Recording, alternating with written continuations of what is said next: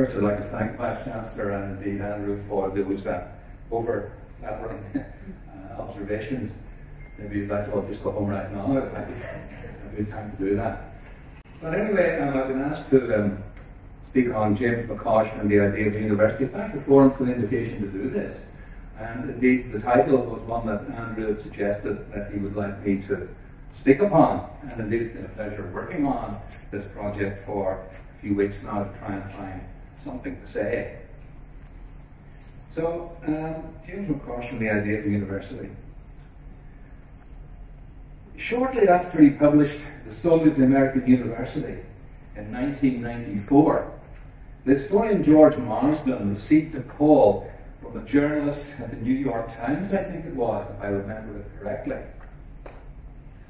George had devoted a chapter to Princeton and to the role played by James McCosh, who arrived from Belfast there in 1868. Even while retaining a firm Scots Presbyterian faith in both reason and revelation, McCosh was instrumental in transforming the College of New Jersey into the world-leading Princeton University. Here's a picture of a recently refurbished and renovated McCosh Hall at Princeton. The journalist in question had evidently heard of McCosh's combination of doctrinal vigilance and commitment to scholarly excellence, and he wanted to know more. But I don't think he could have read George's book, because he called George to ask him if he happened to have McCosh's telephone number. Could he by any chance speak directly to Mr. McCosh? Today I want to explore something of James McCosh's educational thinking, in part because of some recent calls to revisit his vision for what a university should be, but also because he straddled commitments that, on the face of it, seem to be uncomfortable companions, or worse, just plain contradictory. As for the former, a recent piece in a Princeton magazine by Joachim Brooks complained about what he called collegiate incoherence in higher education. The fragmentation of learning in the American academy troubled Brooks, and he turned for inspiration to James McCosh's famous debate in 1885 with the Harvard president, Charles Eliot. Here, McCosh attacked Harvard's unrestricted elective system, saying that it fostered dilettantism. McCosh argued that, sure, students should be encouraged to choose a wide range of classes, but that these should actually be taken side by side with obligatory courses, because McCosh believed that a college should have specialists, but not mere specialists, for such are bigoted and intolerant. Jimmy, what do you really think? As for the remarkably diverse range of positions that McCosh espoused, something of his expansive mental landscape might be gleaned from the fact that he welcomed the theory of evolution, but at the same time defended religious revivalism and its often dramatic physiological manifestations.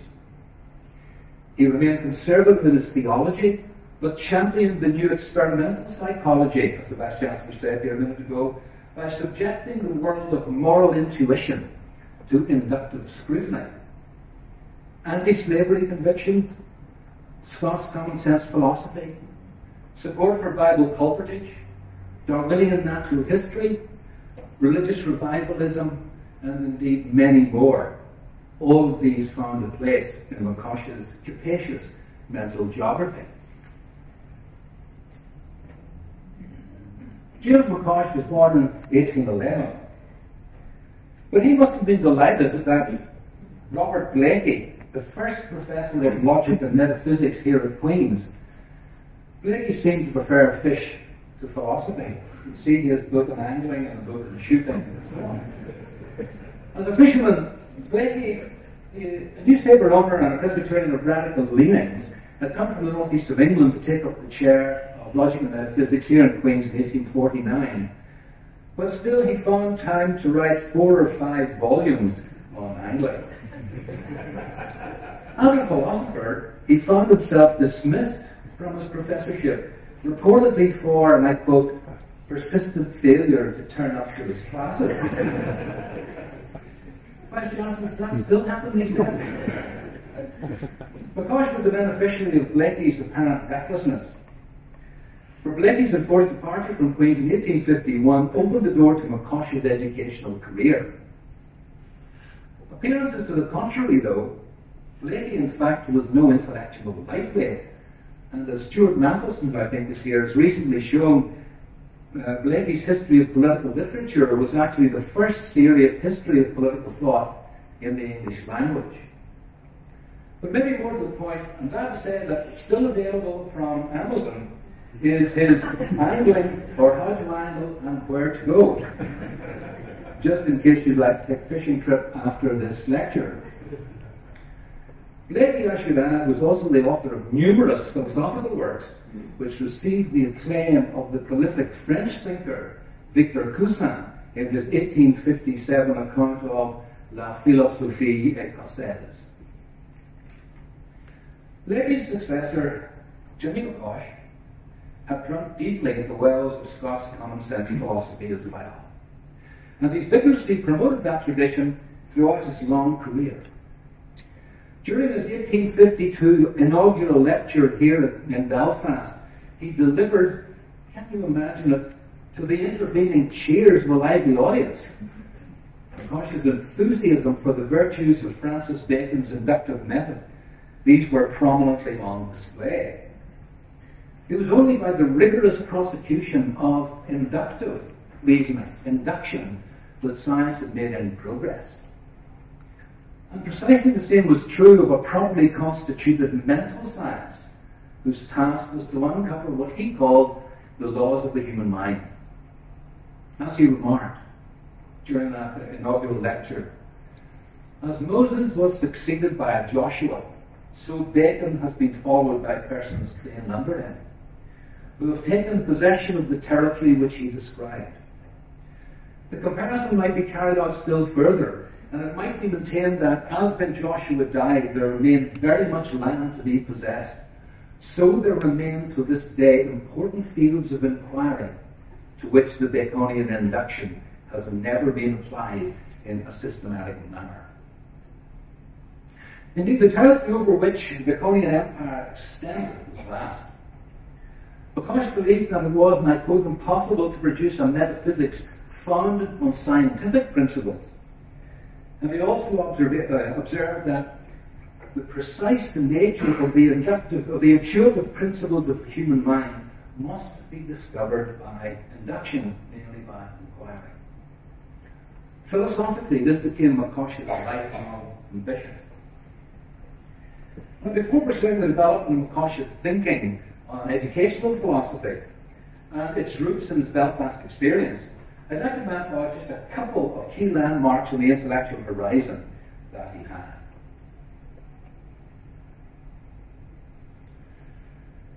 In part, McCosh's coming to Belfast was in consequence of the intellectual stature of his first book, The Method of the Divine Government. It had come out in 1850 while he was still ministering to his Free Church congregation, Brecon, on the east coast of Scotland. There, McCosh was determined, as he put it, to rip the mask off the face of this moderate age and expose its self-satisfactions. He threw his weight behind the 1843 disruption of the Church of Scotland.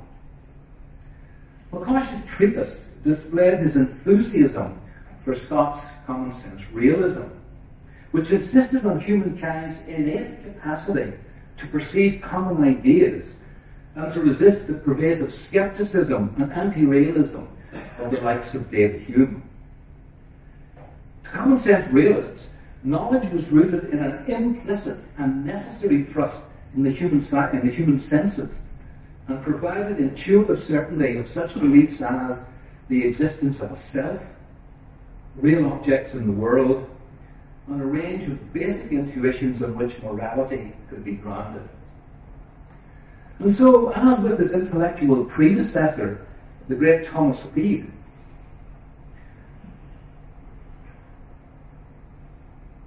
when it came to choosing between the skeptical speculations of the high and mighty compared with the honest-to-goodness common sense of every Tom, Dick and Sally, McCosh knew what side he was on.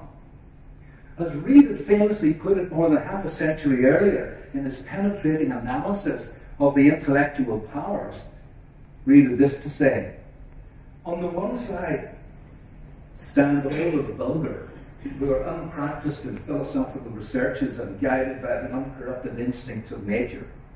On the other stand all the philosophers, ancient and modern. In this division, to my great humiliation, I found myself classed with the vulgar. For Reid, this declaration was intended to mark his impatience with the tortured meanderings of those so-called geniuses whose speculations led to skeptical absurdities. They had entangled themselves, as Reid himself put it, in cobwebs spun out of their own brain. At the same time, it gave voice to his enthusiasm for those philosophical or epistemological principles that are taken for granted in the common affairs of everyday life. For McCosh himself, that vulgarity, that commitment to the fundamental significance of humankind's common sensibility, that shaped McCosh's life at every turn. It governed his philosophy, it governed his religious preoccupations, and his curricular convictions alike. And it undergirded his contempt for utilitarianism and his determination to go after John Stuart Mill. You see, to McCosh, ethics was to do with internal motivation, not with simply external actions. Any ethical theory that applied measurements to mere outcomes was simply wrong-headed and woefully so. Ethical integrity was never a matter of the calculus. It was just mistaken to think that a person would be virtuous simply because they happened to do the right thing. Moral arithmetic, maybe we would say ethics by algorithm, we might say these days, that didn't look to McCosh like a promising line of inquiry at all. At the same time, McCosh was sure that science, metaphysics, and faith could be held in conceptual tandem. That was a synthesis on which he believed a public moral order could be erected, since any responsible inquiry into the nature of the human constitution just was a moral project. As he would put it more than 20 years later in his famous exposition of the Scottish philosophy, and read this very interesting observation. At a time when the Scottish metaphysicians were discoursing so beautifully on moral virtue, there was a population springing up around their very colleges in Edinburgh and Glasgow, sunk in vice and degradation. But the institutions which aim at lessening the sin and misery of the outcast and the degraded, missions, private schools and reformatories, these have proceeded from very different influences.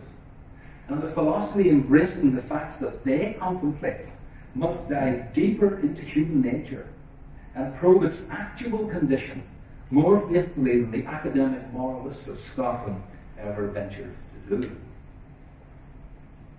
The empirical tenor of this whole undertaking, the study of moral practices, profoundly impressed James Mark Baldwin, one of the canonical figures in the new American psychology, and founder of perhaps the world's first psychological laboratory, for instance. A student of McCosh, Baldwin's early efforts were rooted in the McCosh agenda to integrate experimental science and common sense realism.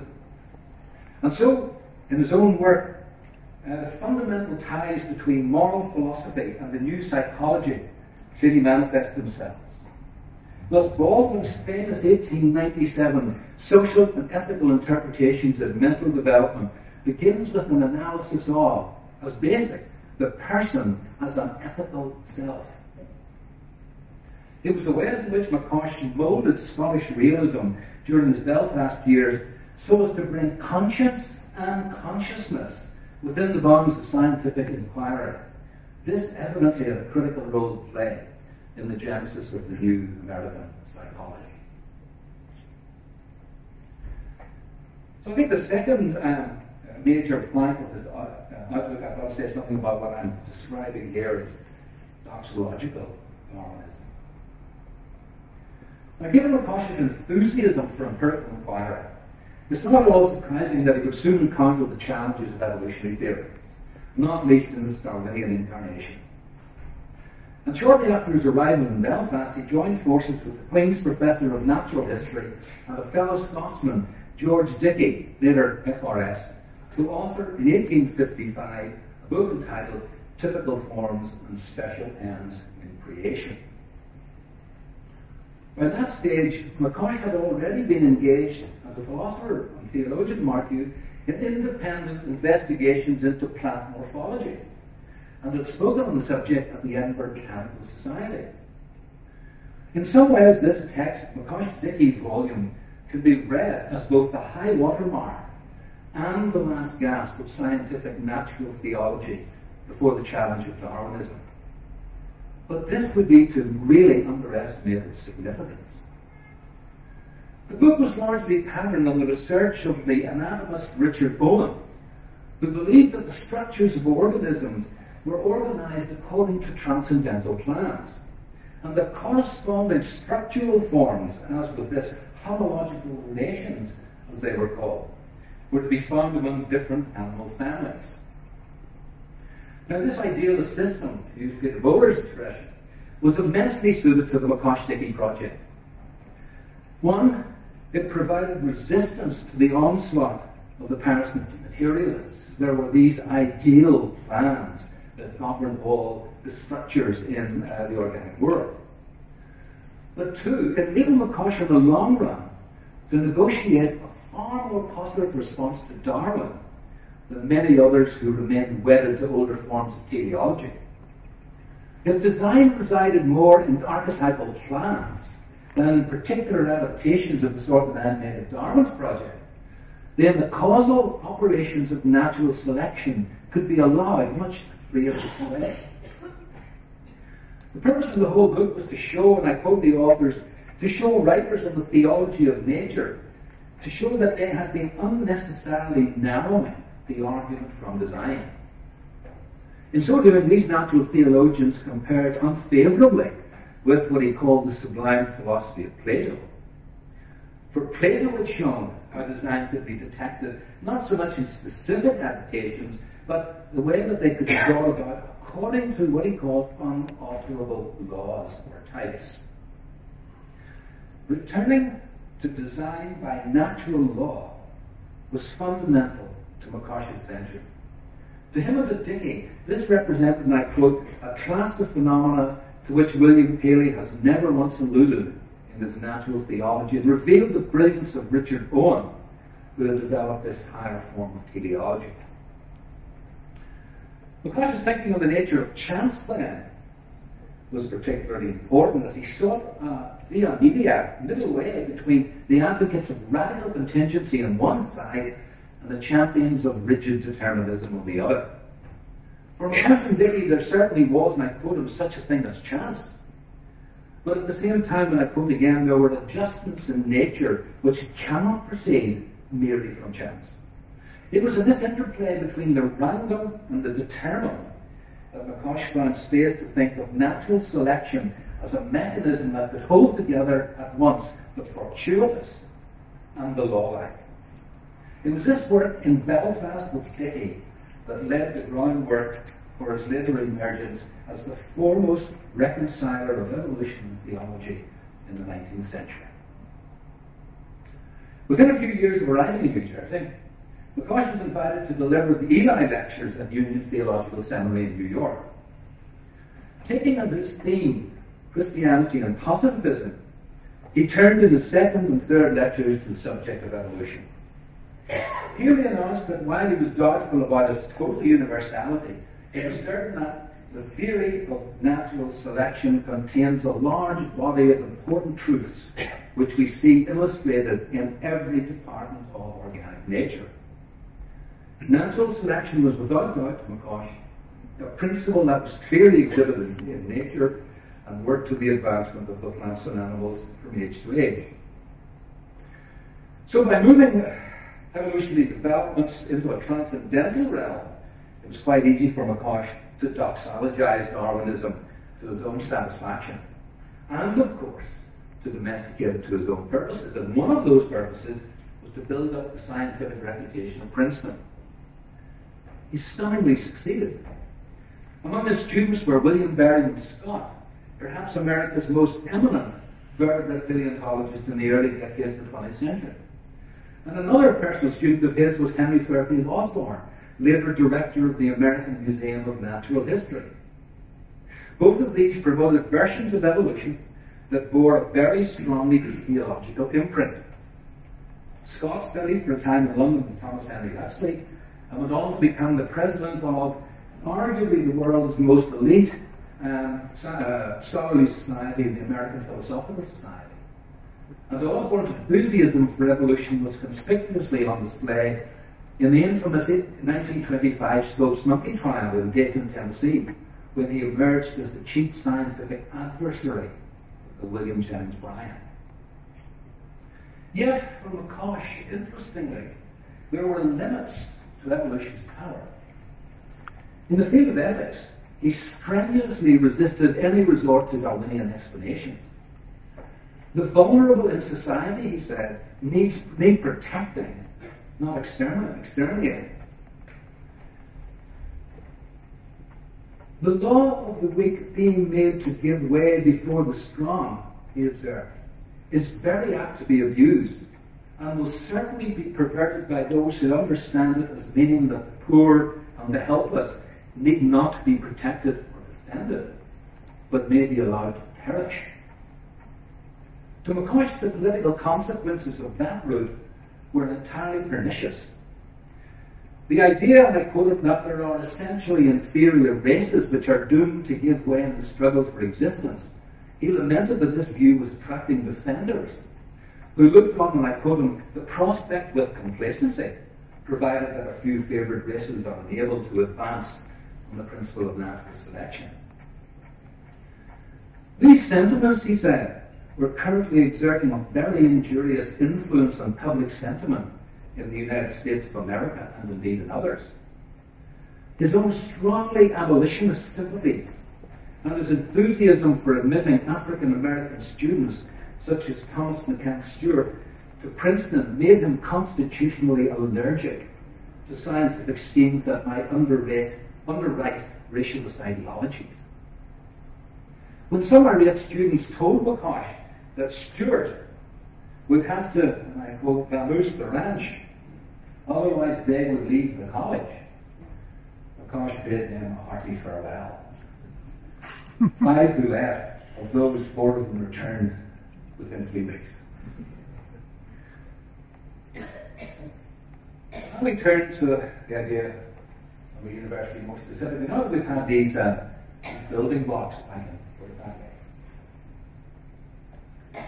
Recalling his own sadness with his undergraduate experience in Glasgow University, McCosh lamented that, however inspiring his teachers were, he had to confess, and I quote, that no professors ever spoke to him on any religious topic. In consequence, he said, about half of his fellow students contracted vicious habits at college and fell into dissoluteness, intemperance, gambling, and came speedily to ruin. With these sentiments delivered in 1884, only a few months before his public debate in New York with Harvard's Charles Eliot, it's not surprising that McCosh should express his horror over the possibility that a student could, and I quote, gain a Harvard education without being taught anything of either morality or religion. To him, moral philosophy was intrinsic to the very idea of a university. For McCosh, the moral Newtonianism of Thomas Reid, Sir William Hamilton, Victor Cousin, and Thomas Chalmers went hand in hand with a passion for the democratization of intellectual life. So during his time here at Queen's, he did all within his powers to widen the scope of educational provision. Within a year or so of arriving, he embarked on a campaign to promote a national system of intermediate education, which would enable children with academic talent to secure up to social mobility, and to provide a feeder system for the Queen's colleges. At the same time, he was conscious of a great underrepresentation of the commercial and the merchant classes within the student body, and he determined to rectify that situation. In due course, approval was secured for the establishment of an appropriate course of teaching, which only ran with limited success in 1874. All too quickly, curricular matters surfaced, and equally predictably, McCosh took a dim view of the Queen's management with the suggestion that the course should be heavily weighted towards either specialist science or modern French plays or something at the expense of serious logic and metaphysics. Academic specialization, even for day-release students in commerce, was totally uncongenial to him. Those debates foreshadowed what would later come. Maybe it's true that he wanted Mammon to lie down with the muse, as David Homer put it. But far more important, and this is the theme for the remainder of this lecture, was his conviction that such reflections on human nature were crucial to the public conduct of moral, social, and civic life. For this reason, McCosh looked with horror at the moves for more widespread curricular reform at Queen's College. These proposals prompted him to pen a letter to the college secretary in 1860, in which he complained about the curtailment of the scope of the mental sciences in a system that permitted students to ignore metaphysics altogether. He thought this was just utterly deplorable.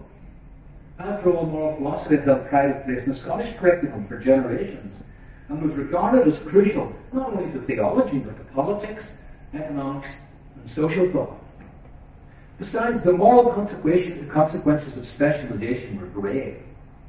Had not, he said, the exclusive study of this had a materialistic tendency in France, where the trend became so pernicious that it prompted Cousin to head up a movement that led to the higher institutions of learning in France given an important place to the study of the human mind.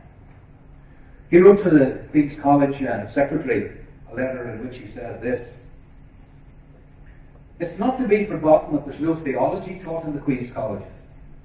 Surely it behoves those who would look to long consequences and at the highest training of the mind to inquire what must be the natural effect of a collegiate system which may induce a large number of the students to devote themselves exclusively to studies which will never bring them near the human mind and its spiritual nature, and keep out of sight every such thing as free will, conscience, and responsibility."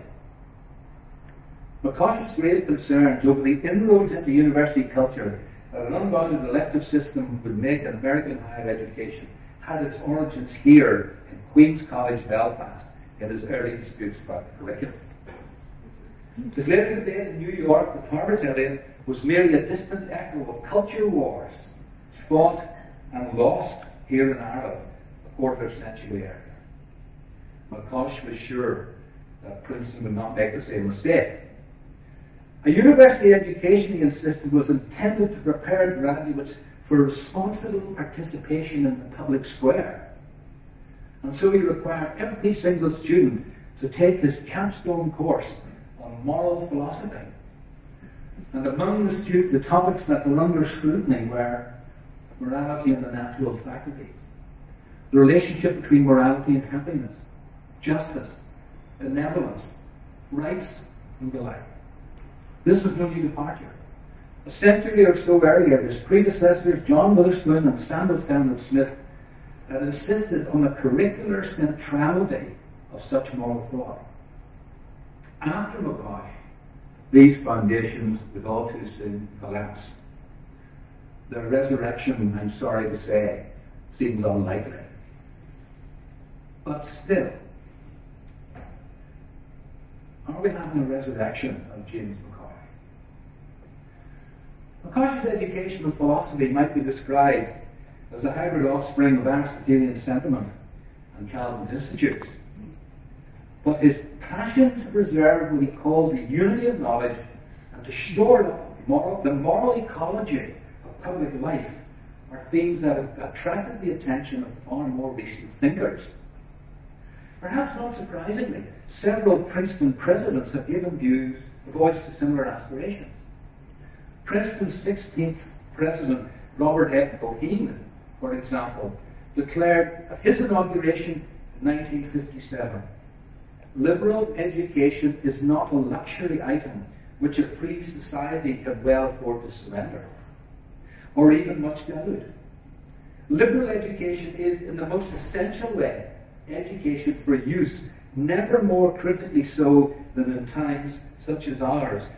I invite you to think about 2023, not just 1957, as you read the rest of this. The complexities of modern life put great pressure on individuals to abrogate responsibility. Too often the way out, when faced with private or public dilemmas, seems to be to surrender to instinct and unfettered emotion. In comparable vein, at his installation as president of Princeton in 2013, the constitutional lawyer Christopher Eisgruber echoed the rich history of moral philosophy when he commented, "Notions of the common good and promises of future returns feel abstract and feeble by comparison to the intensity of immediate experience. This short-term perspective threatens America's colleges and universities." Moral philosophy, you see, introduced students to issues congregating around how to make, in Eisgruber's words, a human life worth living. How to keep the passions, notably greed, anger, and jealousy, in check, and the need to make decisions for enhancing community. In short, a university education should enable its students to look beyond immediate self-interest to the long-term flourishing of society and the cultivation of the public good. Quoting one of Princeton's famous sons, James Madison, fourth President of the United States, Eisgruber remarked, "After all, what is government but the greatest of all reflections on human nature? If men, and I dare say women, were angels, no government would be necessary." For Madison, the foundation of political science was moral science, and the foundation of moral science was human nature. On this side of the Atlantic, Chris Patton, Chancellor of the University of Oxford, speaking at the inauguration of the university's new Vice-Chancellor, Irving Tracy, who incidentally did speak at this forum a couple of years ago. In January of this year, he robustly defended humanities in similar terms. "The humanities cannot be easily judged by a crude utilitarian test. We have to support humanities because we are human. Because humanities help to answer the question of why we need universities at all. Because they provide us with a fuller understanding of our world and of one another. Because they enable us to think creatively and critically. Because, as Newman would have argued, they inform our moral sense. Because they teach us about life and beauty and love and death." I think James McCosh would be agreeing with that. On that crude utilitarian test, by the way, Stefan Collini captured it rather well when he recently observed, "If we find ourselves saying that what is valuable about learning to play the violin well is that it helps us develop the manual dexterity that will be useful for typing, then we are stuck in a traffic jam of carts and front horses." In the last couple of decades or so, a large number of books critiquing the modern university suggests that the journey towards this goal of McCosh's, or Eisgruber's for that matter, or Cohen's, hasn't been going too well. Here are a range of them. We might mention John Homewood's A Manifesto for the Public University, Collini's What Are Universities For?, The Soul of the University, Why Excellence is Not Enough, by the former Vice-Chancellor of Newcastle University, Chris Brink. And of course my colleague John Brewer, in his reflections on the public value of the social sciences, drew precisely on the Scottish moralists to revision just what public value might mean for the university in our own time. Now, to give a sense of what on the face of it looks something like a retrieval of McCosh's sentiments, I want to focus finally on the recent intervention by the Marxist feminist political theorist Wendy Brown, Undoing the Demos, is her book.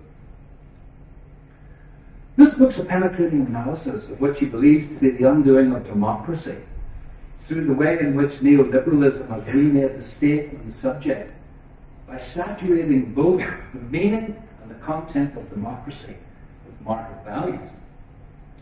In her view, all conduct has been reduced to economic conduct, inasmuch, and I quote her, as all spheres of existence are framed and measured by economic terms and metrics.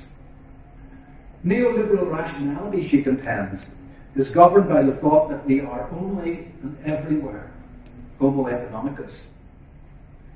In pursuing this general line of argument, she devoted her final chapter to what she calls educating human capital. And I want to dwell briefly in this analysis as it chimes, it seems to me, with many of the themes we've been exploring.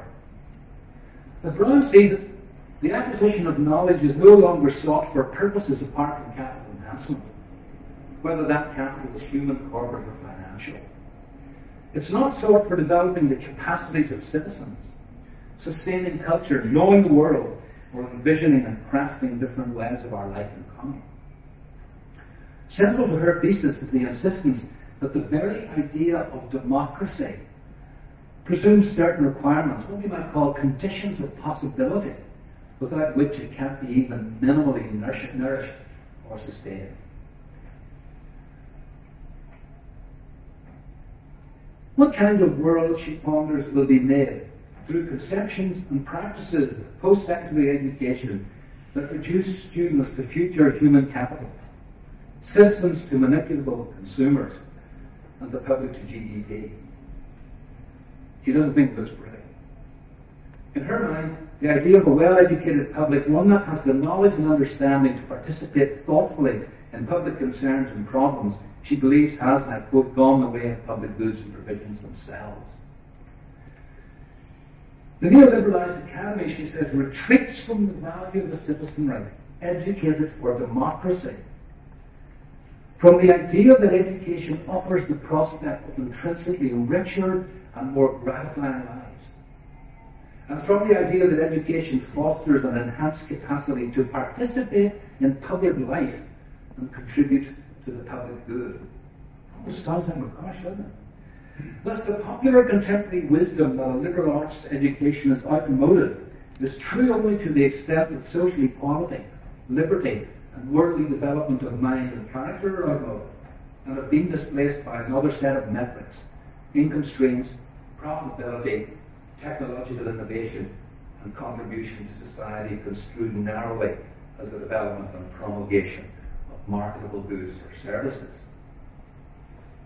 In the language reminiscent of McCosh, she laments that all concern with educational breadth is likely to give way to the demands for specialization and professionalization of undergraduates on the one side, and efficient provision of mere technical training on the other. What animates this trend is the sense that making students, and as her word, shovel-ready for employment, seems to have become the only value. Lindy Brown shudders. So would McCosh. He would be as horrified as she is with that form of professionalization which aims at making young scholars not into teachers and thinkers, but into human capitals who learn to attract investors by networking long before they go on the market, who workshop their papers, who shop their book manuscripts, who gain their Google Scholar accounts and impact factors, and above all, follow the money and the rankings. Now, Brown's Jeremiah will, of course, have its detractors. And there's no doubt that nothing she says implies anything like a direct return to the McCosh enterprise, with its roots in a synthesis of humanistic Calvinism and faculty psychology. For one thing, the Baconian building blocks with which he worked have long crumbled.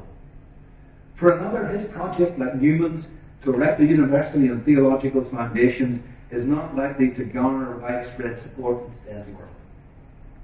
Intriguingly, though, while McCosh and Eliot disagreed on the shape the emerging university should take well over a century ago, they did agree on this, and I quote Eliot: "Nobody knows how to teach morality without saying something about religion." However we might adjudicate on that question, it seems to me that the need to educate for responsible citizenship and informed participation in democracy still remains a real desideratum. Could the Religious Studies Research Forum provide at least one interpretive space, a space of what Nicholas Walterstorff calls dialogic pluralism, in which the moral economy of the modern university can be carefully examined, and critically evaluated? Would it be too much to hope that here too the results of such inquiries might be compellingly exemplified? Thank you.